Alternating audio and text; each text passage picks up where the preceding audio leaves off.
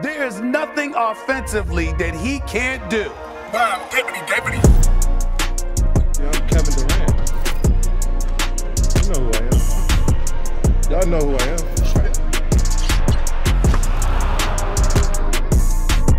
The biggest person that stops Kevin Durant is Kevin Durant. He came back one season and it became the toughest matchup that I've had to deal with in my entire career outside of Tracy McGrady. And when you talked about this in the last 40 years, Michael Jordan was 6'6". Kobe Bryant was 6'7", 6'6". So when you're watching these guys, even LeBron James is 6'9". But Kevin Durant is a full, 3-4 inches taller than all of these guys with that length. He is the most unguardable human that's ever been created from an offensive standpoint. Can shoot, can dribble, can pass, can drive, can do everything. And right now is literally the prime and the pinnacle, I think, of his career. Kobe or LeBron? Well, I mean,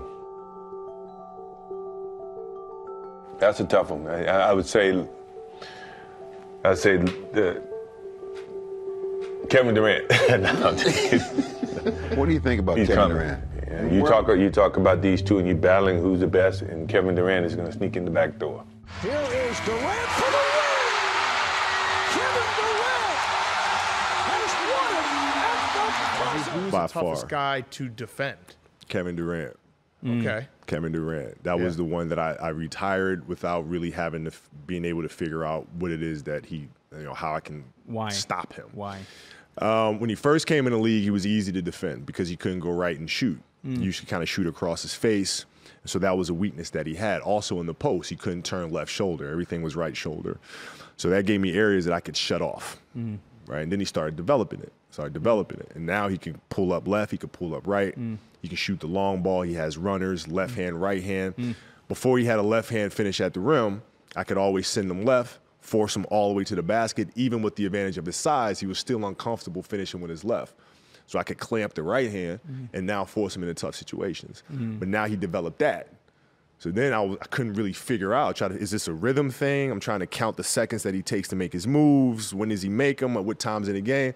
I couldn't really figure out that rhythm yet. So I retired not being able to figure him out. If there was one thing that stands out to you about them, whether it's speed or whatever, what was it for tonight? KD.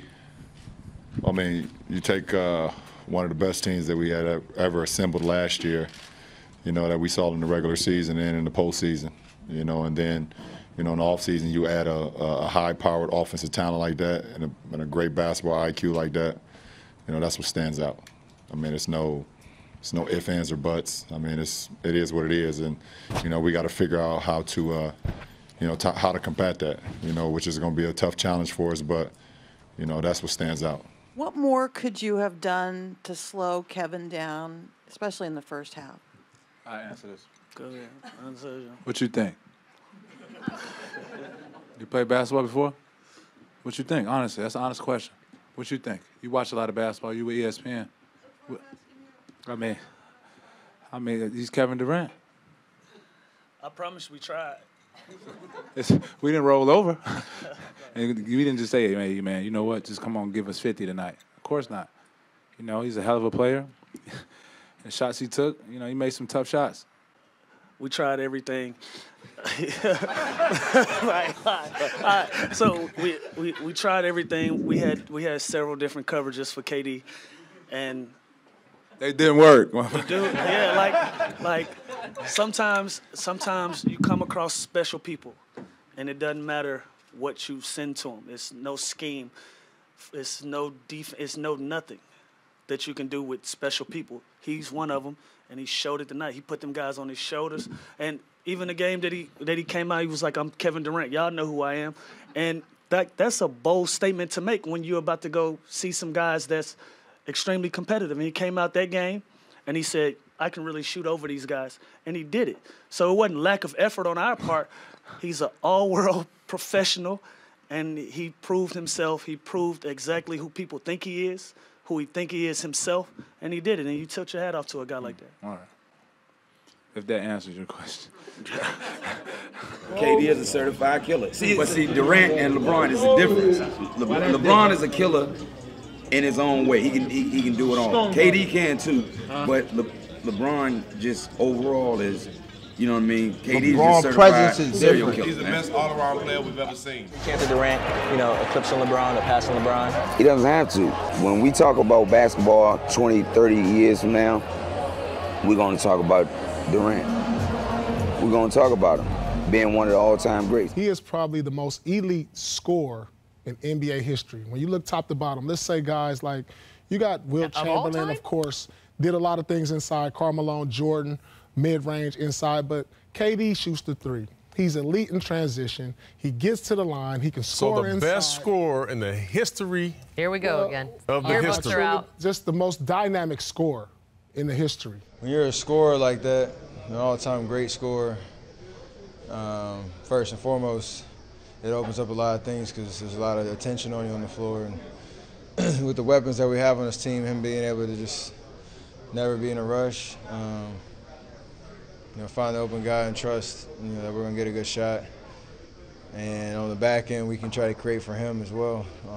That chemistry, when we're all the way dialed in, it's hard to stop. So, over the last couple of weeks, his game has changed from night to night just on what he sees and how he feels, and it's been impactful.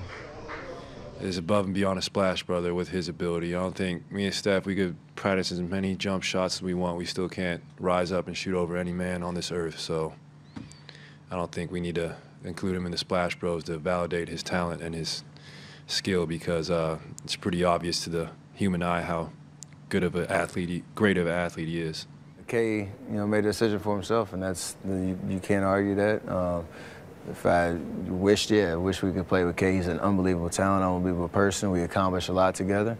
But things have changed a little bit, so we've got the battle down the road, so it should be a fun, new experience on that front, too. The other quote that caught a lot of people's eyes is he said, the motion offense we run in Golden State, it only works to a certain point. He talked about it working for the first couple rounds of the playoffs, but not as much after that.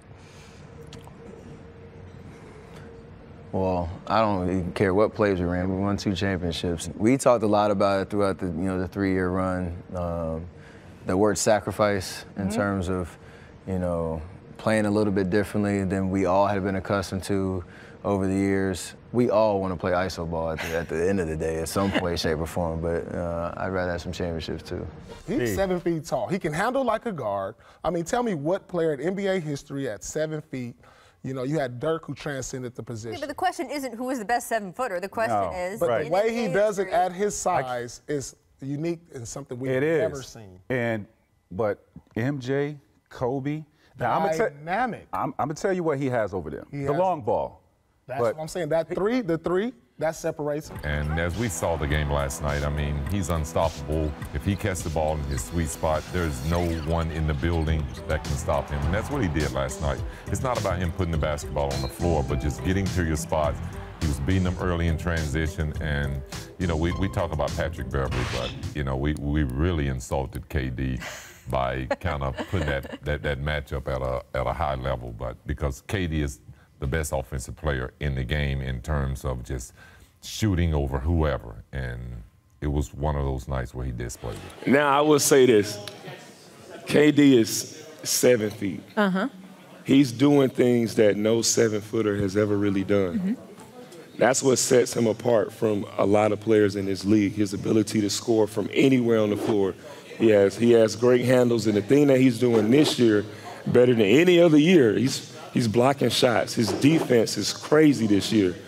With him, it's more so he realized that nobody on the floor can guard him. When guys get into that certain mode and that mindset, it can become scary, and for him to go out there and feel like he's unstoppable, that's probably one of the scariest feelings as a defender, having to guard that. He's a 7-foot guard. What can he do shooting from half court? It's tough. It's tough to defend. Guys play great defense and he's still hitting shots. And that's just a sensational performance for him to have tonight in a big, decisive game. And to be in a situation where people are going to say a lot of stuff about you negative, right? He knows that. That's a team that just beat him to get to the finals, right? He didn't care. He made the move he wanted to make. He teamed up with some very, very good players. And they are going to be powerful in the NBA. It was a power move by, you know, someone that I've now started building a relationship with, you know, and I'm proud of him for making that move. I'm proud of him for making the decision and saying, you know what, I'm gonna do what I want to do and what makes me happy. And I know it's gonna hurt some people's feelings, and I'm sorry that it's gonna hurt y'all feelings, but this is about Kevin. I think the mentality of players today are totally different than that we had back in like the 90s and early 2000s. I think it's very selfish of KD, seriously. You know, really? I don't care if he's listening to this or not. I don't really care.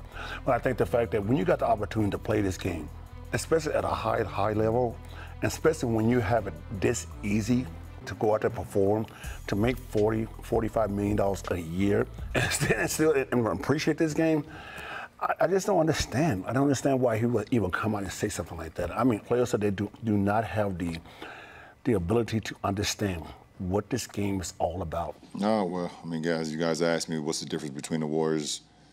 You guys asked me this last year. What was the difference between the Warriors the previous year and this year? What was my answer?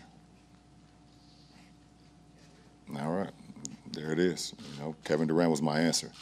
You know, he's one of the best players that I've ever played against, that this league has ever seen. His ability to handle the ball, shoot the ball, you know, make plays at his length, at his size, at his speed.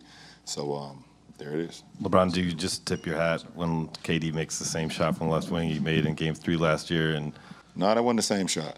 The one he made tonight was about 4 or 5 feet behind the one he made last year. Last year, you know, we're up 2, and you know, he pulled up pretty much right at the three-point line. I got a great contest, but he made it. Tonight, you know, they're up 3. He come off a pick and roll, and he just stopped behind it, pour about 4 or 5 feet behind the three-point line. So, you know, same wing, different location, but you definitely tip your hat. I mean, that's what he does. He's a scorer. You know, he's an assassin, and that was one of those assassin plays right there. It just blows me away that the narrative will be, even after this year, if they win a 3rd consecutive championship, okay? They win 3 in a row. The narrative is going to be, well, he has to go prove it by himself. Do you think he's shut enough people up? I mean, back-to-back championships, back-to-back NBA Final MVPs. I don't know what else he could do to prove that he made the right decision. Well, he could have won one in Oklahoma City. That would have been a good decision, too. Listen. One of the reasons old heads like myself got mad, when a guy is great, if Michael Jordan had a winning play with the Lakers or the Celtics, they would have been unbeatable. I personally want to beat those guys. So listen, he had the right to do it. We didn't like it. We're never going to like it because we knew it was going to ruin the competitive balance. He took that from about 38 feet out, and just to put a dagger, you know, in them like that was a huge shot. So I can't, I don't really know. Like, it was just high emotion. Some of those shots, I don't think anybody in the world can hit those but him. He was incredible. Durant, the handle, the crossover, the pull-up. Shot's good.